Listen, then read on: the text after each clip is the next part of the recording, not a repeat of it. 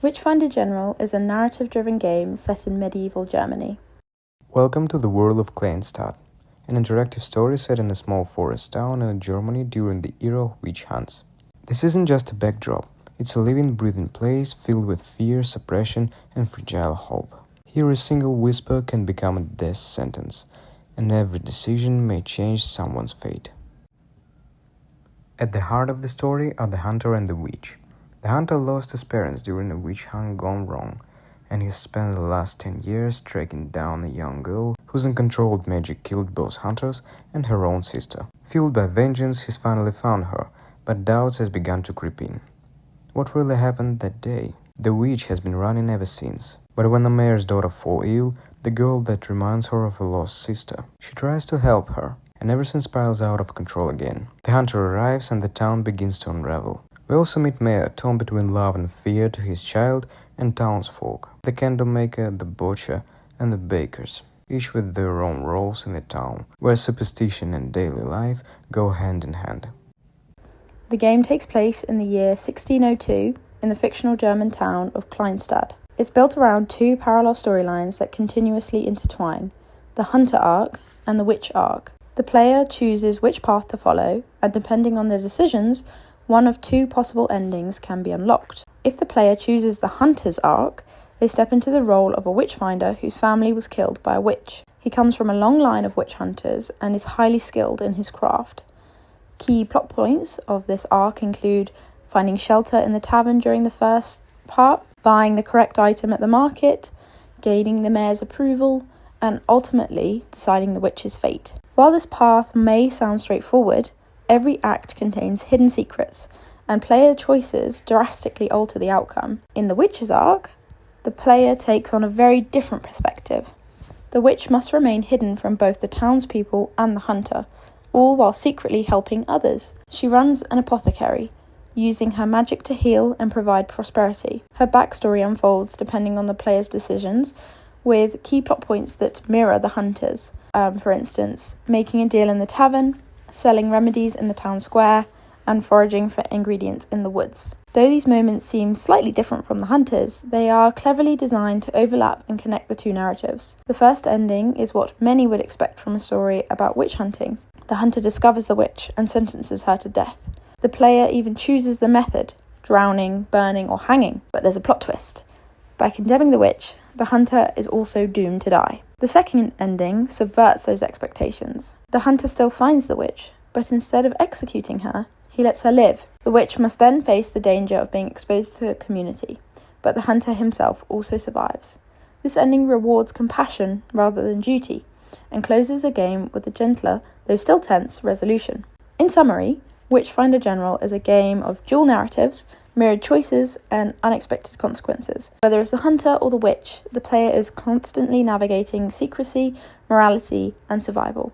And in the end, the story reminds us that mercy can be just as powerful and dangerous as vengeance.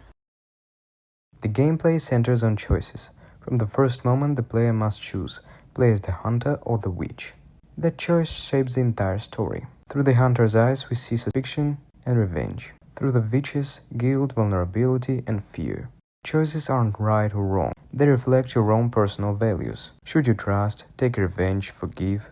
These moral dilemmas shape both the story and the emotional experience. Built entwined, the game features two main endings. A tragic one, where both characters consumed by hatred, and the peaceful one, where they part ways forgiveness. There are also early joke endings, ironic, abrupt moments that break the tension and remind the players how fragile their life actually is. In the end, this isn't just a story about witch and the hunter, it's a story about choice, the cost of vengeance, and the strength of forgiveness. It invites the player to not just witness the events, but live them, step by step, fully responsible for what comes next. You will now see several playthroughs where the player can experience multiple branches of the hunter arc. Each player gets the same introduction with the hunter's arrival in the medieval town of Kleinstadt. The first port of call in this version is finding a place to stay. The player chooses a bench and affirms this choice, leading to an early death and start over screen. This was a very short branch and one built primarily for humour. The second narrative branch follows the same beginning but diverges in the place of refuge. You also find out more information like the history between the witch and the hunter. This information is provided to encourage the player to get revenge on the witch. Instead of sleeping on a bench, the player chooses to stay at the tavern. This follows the primary narrative route. At the tavern, you have the choice of 3 characters. The player chooses the butcher. Then there is the choice of 3 drinks, which alters what information you discover and friends you make. After speaking to a character, you sleep for the night. On the second day, you head to the market and speak to the locals. Here you have another 3 choices. On this branch, you discover a child and ask about her parentage and after her health. She thinks she has been cursed by a witch. This seems suspicious to you. So, the player accuses her of witchcraft and has her killed. Unfortunately, this rather upsets the mayor, and as such, the player is killed and led to the Start Over screen. The third and final branch begins the same once more. You head to the tavern, but this time you speak to the candlestick maker. You get a beer, which he respects, and find him talking to a woman. Depending on how you treat this woman affects what you learn. In this example, the player is nice to her, so we find out information about witchcraft and her business with the candlestick maker.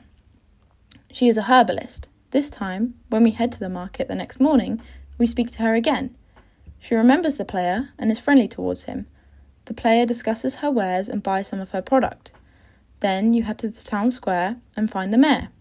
His daughter is sick, and he fears that witches are in the woods. The player offers to look. When searches reveal nothing, you have the choice to look again. This time, you see the herbalist and the baker's wife. Following them, you discover a witch's den. The player then has a choice to accuse them. Once accused, there is a choice of punishment or mercy. The player chooses punishment by burning. However, by punishing the witch, the player dies as well. Rather than repeating the entire game, the player reconsiders. When he decides to let her live, he survives as well, therefore showing the 2 different endings on the hunter's arc.